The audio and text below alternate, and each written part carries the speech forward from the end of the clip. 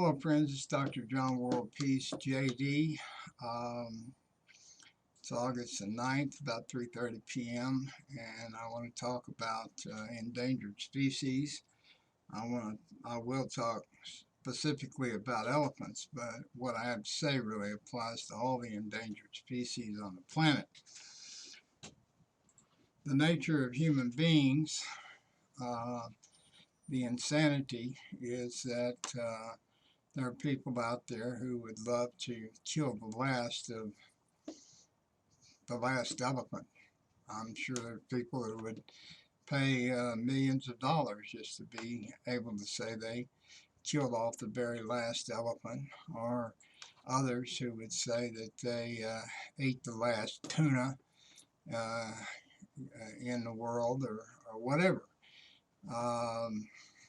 And we have others, poachers, who are willing to satisfy that market just to make a living. And we also have other aspects of this problem with animals like elephants getting too close to humans and destroying crops and fields and buildings and so on and so forth. So my point is that elephants and other endangered species need to come under the control of the United Nations, because they are a global resource and a global part of the entire planet, and something to be shared with all 8 billion people on the planet.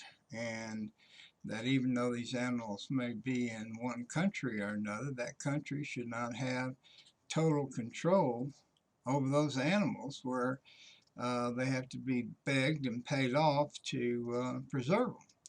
Now, there's plenty of money in the world, I think we all know that, to set up programs to compensate these countries and people that are affected by allowing them to continue to flourish and have lots of open space to reproduce and so on and so forth. But we need the UN in the middle of this. Now, this is why isolationism in the world and nationalism is just not, it's not a viable political philosophy anymore.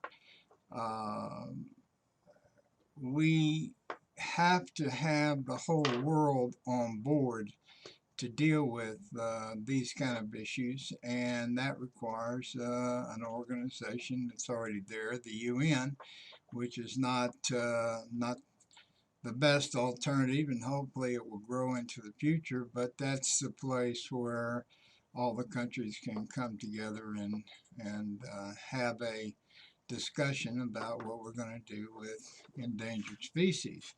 We have enough of these animals dying off from global warming without letting certain people go in for X amount of dollars and lots of dollars and sit in a blind and let those elephants, be driven by in front of them, and they blow their head off, and then go back and tell what a great thing it was to further reduce endangered species. And the president's son is a trophy hunter, and I have a lot of contempt for people like him. Anyway, the endangered species are really owned by the human beings globally, not just the present generations, but all the generations that preserve these animals up to date, and the future generations that, if we let them be completely destroyed and wiped out, they're just not going to be available to the future. And so this is a precious irreplaceable resource that the world has got to come together and deal with. They need to be managed just for survival. As a kid, I was hunted ducks with my dad, and geese and birds, and those birds were managed, and the ones that were getting ready to be wiped out, and also the whooping cranes were managed and controlled, and they were brought back, and a situation was worked out where the farmers and hunters and the birds could come to a relationship that would preserve them for the future, and the hunters could do their hunting, and the people, you know, would have their farms protected, and so on and so forth. So it can be worked out with a determination, with money, and so forth. But in the case of elephants, they're mostly in Africa, and they're down in Botswana. I think they have 27,000 elephants down there, something like that. And they're a natural resource for them. In regards to elephants, we could go in there and we could take their tusk off, and then the elephant becomes of no value. And take the tusk and preserve those elephants.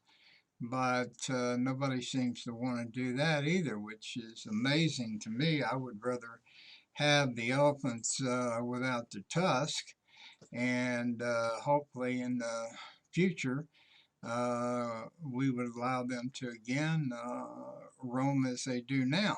But if it takes cutting the tusk off every elephant to preserve the elephants, well then that's what needs to be done. Another possibility is to have significant game management and put a chip in every elephant that's born. And through satellites and drones, we can keep track of them when they when they quit moving, and even when their heart stops, and so on and so forth. So they can be managed by satellites and drones, and that's really not that hard to do either. Drones can also be used to stop poachers. In the worst case, they can drones have no problem terminating somebody that's doing something they shouldn't be doing. So that's an option, but there has to be a consensus in the world. And you can't have the whole United Nations come together and make a decision and then have some poacher come in and under cover of night or whatever and undo everything that the UN was trying to do. So there's got to be some significant penalties for violating the efforts of the world to preserve these animals. An international police force that can be charged with investigating what's happened and deal with these mostly poachers. Burning the tusk that have been illegally taken is not going to help the elephants. It's not going to bring the elephants back. You can see in some of the pictures that have been on this video the brutality of shooting an elephant and cutting off his tusk and let him rot. Crazy. Jail sentences for wearing or possessing jewelry, any kind of ornament made from ivory tusk, jail sentences. Trafficking, maybe even life sentences or execution. I have no problem executing somebody who's wiping out the last elephants or any number of other species. We can create mobile court systems by the UN to fly in different places around the world and hold court on, you know, listening to the evidence and making decisions about what should be done with these poachers. But one thing's for sure, that we're fighting a battle with global warming that's knocking out a lot of the areas that these animals can survive in, and that's a much bigger threat actually than poachers in most cases. But the poachers are another big problem. It's sad that in some of these countries that for $50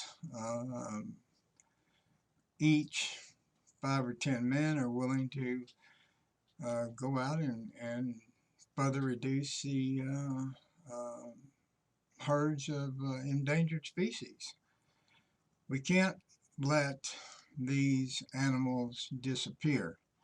We owe it to future generations. We just cannot take animals that in some cases, according to the scientists, have been here longer than human beings and just in one generation wipe them out. 1 century, wipe them out. So this is Dr. John WorldPeace. Thank you for your consideration. Have a good day. This is something that the President of the United States needs to be involved in through the United Nations. Have a good day.